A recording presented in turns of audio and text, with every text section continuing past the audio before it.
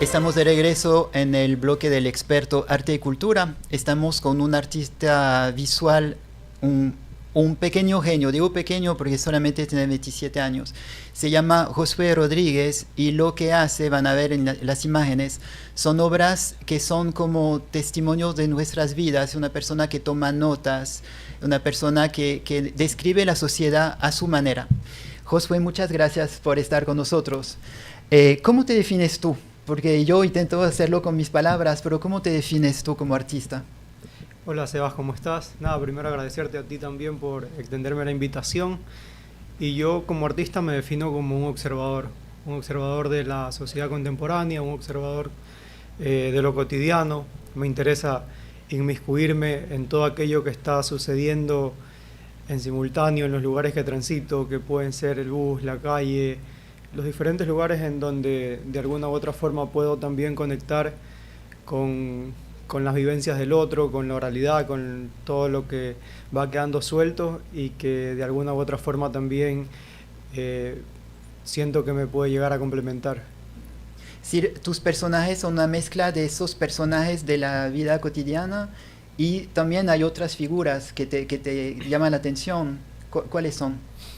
Sí, me interesan los personajes de la vida cotidiana, pero hay figuras que son muy interesantes, que pertenecen igual a la palestra pública, sobre todo figuras que a lo mejor tienen como que un carácter muy popular, que tienen características muy jocosas. Por ejemplo, una figura que siempre ha estado presente, yo en algún momento consumía programas de farándula y allí asoman figuras como, qué sé yo, el Leonardo DiCaprio ecuatoriano, Estrellita Solitaria, todos estos personajes que dan cuenta también un poco de la sociedad ecuatoriana y de cómo vamos construyendo como que a los ídolos y ese tipo de cosas. Tú eres muy joven, estudiaste en las Universidades de las Artes aquí, en Guayaquil.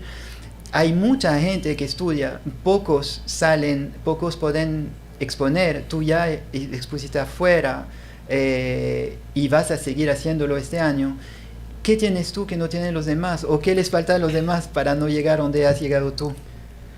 Sí, no sabría decir qué tengo, pero a ver, lo que pasa es que siempre fui como muy ocurrente. Yo creo que uno nace para ser artista, a lo mejor. Me acuerdo que hubieron muchas anécdotas de chico. Por ejemplo, mis papás cuentan que yo de pequeño, cuando en determinados canales de televisión transmitían algún documental de arte, ellos tienen muy presente una experiencia específica, que yo los puse a ver un documental de Guayasamín, que pasaron en un canal ecuatoriano por horas. Ese tipo de cosas al final del día yo creo que van condicionando la experiencia y van dando cuenta de que hay una especie como de vocación, de instinto por esto, ¿no? Y por hacerlo y por tratar de conseguirlo. ¿En tu familia eres el único artista? ¿O hay unos genes? Mi papá dibuja bien. Él es un albañil, se dedica a la construcción, pero dibuja muy bien. De hecho, recuerdo que cuando era niño siempre le llevaban como que las mamás de los chicos de la cuadra, los trabajos escolares para que les dibuje y ese tipo de cosas. Y también hay un precedente, que es un tío que ya falleció. Él dibujaba muy bien, falleció muy joven, aproximadamente a los 20 años. Yo tengo un cuaderno de dibujos de él. Él dibujaba mucho y dibujaba excelente.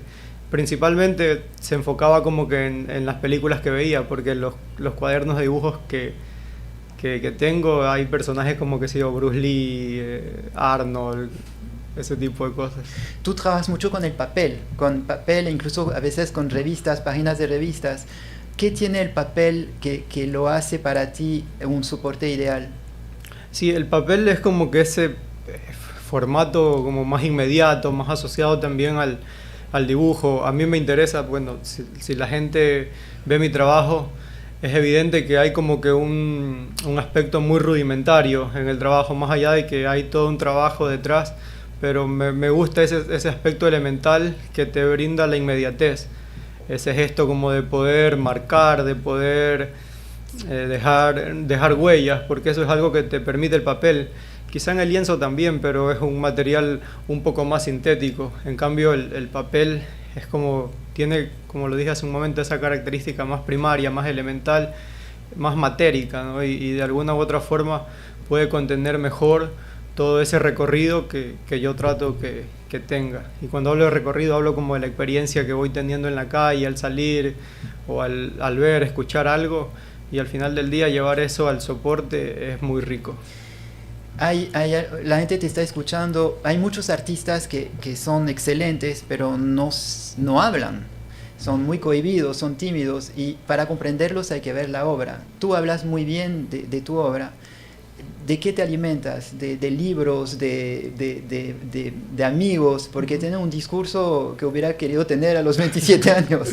Sí, la oralidad siempre fue importante en mi vida, y yo creo que todo tiene que ver como con lo que consumí en la infancia. Yo estuve siempre rodeado de personas que contaban historias. Mi papá, mi mamá, siempre tenían algo para contar.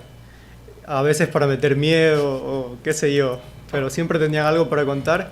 Y una de esas figuras preponderantes que hubo en mi vida fue mi abuelo paterno. Él siempre me estaba contando historias. De hecho, muchos de los personajes de los que él me contó, que al final del día no se sabe si fueron reales o no, si eran una ficción, todavía me persiguen hasta hoy, y muchos están presentes todavía en mis dibujos, en mis composiciones. Me acuerdo que me contaba sobre un tal Chunga que clavaba un arma de fuego en el suelo y disparaba. Ese tipo de cosas de alguna u otra forma fueron un condicionamiento.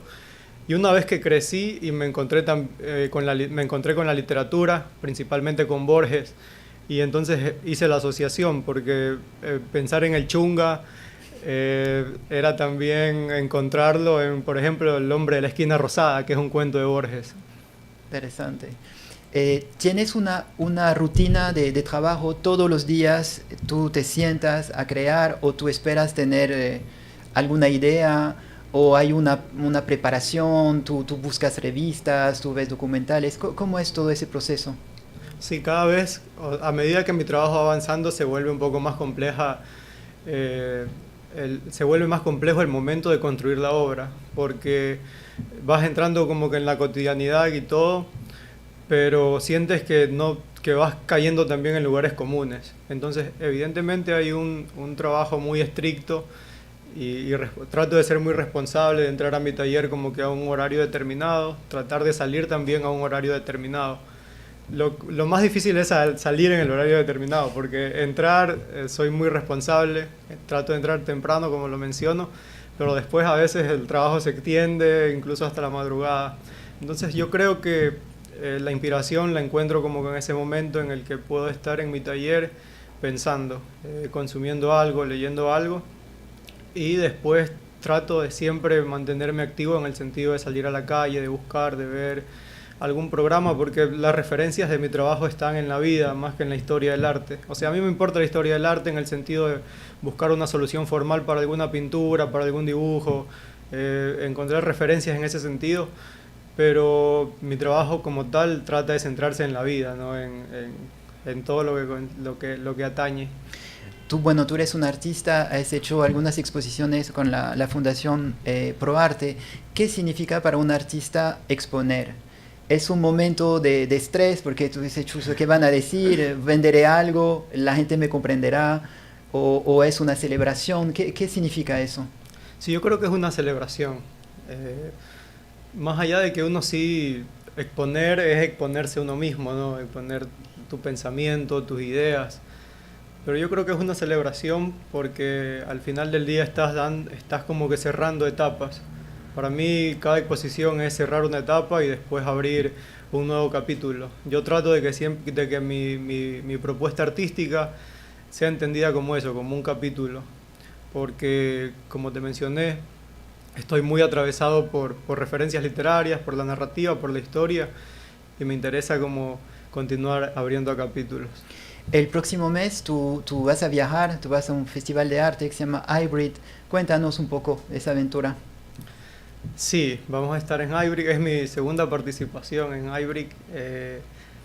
No sé, estoy con muchas expectativas. Ahorita estamos en la aventura, es toda una aventura también aquí en Ecuador, sobre todo lo del visado y ese tipo de cosas. pero nada, con muchas expectativas, muy ansioso también porque ya se dé y muy ansioso porque el público pueda ver lo que voy a mostrar. Que tú ya has visto parte, la serie Medalla de Oro, que parte justo desde del encuentro que tuve con unas revistas de estadios y con un libro titulado Catálogo de Medallas Ecuatorianas. Hybrid que viene no sabemos, pero lo que fue, cómo es tener mirada de personas extranjeras hacia una obra que es muy ecuatoriana, porque obviamente tú pones figuras universales, pero sí, hay personajes que son bien nuestros. ¿Cuál fue la reacción de la gente? ¿Cómo vio eso? Sí, hay mucho desconcierto, pero también como justamente hay una aproximación muy humana, pueden hacer asociaciones con personajes que ellos conocen. De hecho, hubieron ciertos espectadores que me mencionaron: tú deberías visitar tal pueblito en España, deberías ir a este lugar porque yo creo que allí tu obra va a crecer.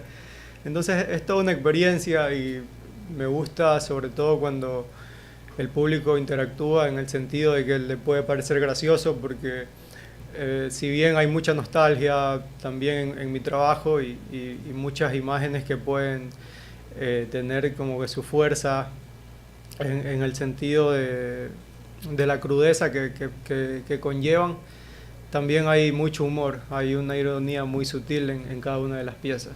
Si la gente quiere conocer tus obras, quiere ver lo que hiciste, lo que presentaste, ¿a dónde tiene que ir? O no sé, quizás en redes sociales, ¿cómo la gente te puede ver? Claro, en redes sociales puede visualizar mi obra en Instagram, en mi cuenta personal, Josué Rodríguez, y también pueden acudir a la galería Piece of Cake, que ahí tengo obra en formato físico y nada, de seguro va a haber gente que hable muy bien ahí de mi trabajo. ¿Qué te gusta escuchar de la gente cuando ven tus obras? ¿Qué te gusta escuchar o qué te gustó? Ahí me hablaste de esa anécdota que tú tenías que ir a España porque ese pueblito ya claro, lo vi en alguna manera, pero ¿qué te gusta provocar? Uno cuando es artista vive a través de la mirada de los demás. ¿Qué te gusta provocar en la gente? Hasta ahora he visto como que he tenido la fortuna de ver diferentes sentimientos expresados en la gente que ha tenido contacto con mi trabajo. Desde gente que se ha reído hasta gente que se ha emocionado mucho. Hay una obra específica que se titula Las Leonas. Es una obra que nace justo de una de esas caminatas que yo hago por la 6 de marzo. Me encontré con unos retratos de las señoritas del Club de Leones de Guayaquil. Habían retratos del año 60, 70. Y en el momento que se expuso la obra, cuando empezó a llegar la gente, hubieron ciertos espectadores que habían conocido a estas señoras del Club de Leones, e incluso hubieron nietos, sobrinos, y muchos lloraron, algunos me dieron un abrazo, se sintieron muy tocados en el corazón y estaban muy agradecidos de que de alguna u otra forma esa memoria siga latente y viva, ¿no? Entonces nada, yo creo que ese ha sido uno de los sentimientos más bonitos y de las experiencias más bonitas que he tenido con el arte. Yo te escucho y tengo la impresión que no tenías otro camino. ¿Eras artista o eras artista? Sí, yo creo que sí. Siempre me preguntan lo mismo, ¿qué habrías hecho si no te hubieras dedicado al arte? Yo creo que siempre supe que tenía que dedicarme al arte, pero no sabía cuál era la entrada, ¿no? Al final del día eso es lo complicado. Sobre todo estando desde la ruralidad de Pedro Carbo, ¿no? Pero nada, yo creo lo mismo, que tenía que dedicarme al arte y que no había otra opción. ¿Y qué dices a la gente que dice que el país no está preparado para eso, que es difícil vivir del arte, que deberías tener una profesión de verdad, que el arte es un hobby? ¿Qué dices a esas personas? Yo creo que el arte es una profesión de verdad, que se asume con responsabilidad, que hay que trabajar duro para ello, pero que en medio de toda esa responsabilidad y esa rigidez que sí tiene que haber en el artista, también tiene que haber como que no tienes que dejar de ser un niño, como lo planteaba Cortázar. O sea, yo trato de que mi vigencia se mantenga en eso, en ser responsable, trabajador, muy formal en todo, pero asimismo tratar como de siempre mantener la mente abierta como la de un niño y tener también como la capacidad de encontrarte en el otro. Hablaste mucho de Cortázar, de la literatura a nivel de artistas visuales. En Ecuador hay personas que te inspiran. Sí, obvio. Hay artistas y también hubo una persona que fue muy importante. Él justo falleció el año pasado, en diciembre, y se llamó Albert Santos, que fue un curador importante, un crítico de arte importante para la escena local. Y bueno, él fue quien me acogió en mis primeros pasos en el arte, fue quien notó que podía como haber una posibilidad de crecimiento en mis dibujos, en las primeras aproximaciones que tenía. Y nada, me motivó mucho, me ayudó mucho y fue un lector constante de mi trabajo. ¿Cuál era lo...? No, si alguien te inspiraba, artistas que te inspiraban aquí a nivel local. Él me inspiró mucho y me ayudó mucho. Y también Saidel Brito, por ejemplo, ha sido mi maestro. Él fue mi profesor en poéticas pictóricas, una materia que es netamente de él, yo siempre le digo. Y hubieron siempre muchas personas, René Ponce. Después, cuando ya empecé a crecer también como artista, pude hacerme amigo de todas estas personas a las que admiré mucho, Denis Navas. Y nada, siempre más allá de la admiración estamos dialogando, conversando, y es gratificante también hoy poder recibir, porque hoy ellos también buscan mi interlocución, ¿no? O sea, en algún momento yo los miraba como, wow, qué artistas que son, y hoy ellos buscan también mi interlocución y alguna valoración respecto de su trabajo. Bueno, tú trabajas en una fundación que se llama ProArte, que intenta hacer que Ecuador sea un destino artístico, que la gente viaje acá para conocer los artistas. ¿Tú sientes que hay un nido acá, que los artistas conforman una familia de mucho talento o que falta mucho? ¿Cómo sientes tú esa plaza nuestra? Yo creo que la Fundación ProArte está haciendo un trabajo excelente en el sentido de la difusión artística, en el sentido... A nosotros como artistas nos viene muy bien que una fundación trabaje de esa forma, porque también te da como la tranquilidad de poder trabajar confiado en que hay alguien que puede confiar, que hay alguien que puede, vamos a decirlo así, poner las manos en el fuego por tu trabajo. Yo siento que la Fundación ProArte hace eso y nada, creo también que debería ser una motivación para todos los artistas emergentes, para las personas que están estudiando arte, para esforzarse más y para intentar ser visualizados, porque creo que están abiertos a eso. José, estamos llegando al final de la entrevista. Hablaste hace un rato de que es muy importante dar la palabra al niño que uno tiene, sobre todo cuando uno es artista. Si un niño se te acerca y dice, a mí también me gusta dibujar, ¿cómo hiciste? Y tú crees que yo puedo, ¿qué le dices a ese niño? Nada, que lo intente, pero sobre todo le diría que se divierta. Ahora que hablas de la niñez, y bueno, yo creo que todo este momento está atravesado por ese recuerdo hacia la niñez. Hay una anécdota que siempre la recuerdan mis tíos, sobre todo quienes fueron víctimas de esa travesura. Yo solía quedarme donde una tía y nada, recuerdo que una vez le pinté los zapatos a toda la familia de esa casa con témperas que habían dejado por allí, las mezclé con perfumes y todo eso. Yo tenía, qué sé yo, 6 años, 7 años, ya está, antes, pero era un travieso. Entonces nada, yo le diría que se divierta, que no que le pinten las cosas a la familia, pero que se divierta, y eso al final del día lo va a llegar lejos. Yo me sigo divirtiendo hoy en día produciendo mi obra, entrando al taller. Para mí es lo más gratificante y nada, eso le diría. Bueno, muchas gracias, José, por la entrevista, muy inspiradora, como siempre, te agradezco mucho. Se termina nuestro segmento El experto arte y cultura. Estamos con Josué Rodríguez, un embajador artístico a través del mundo que el próximo mes nos va a representar. ¿A dónde? En Madrid. En Madrid, iBreed en Madrid. Nos vemos la próxima semana. Pero antes, le voy a hacer una mención. Construye con Gyptec el mejor gypsum del mundo hecho en Ecuador. Sube a gyptec.es tus facturas superiores a $100 y gana uno de los 10 televisores que se sortearán. Nos vemos pronto.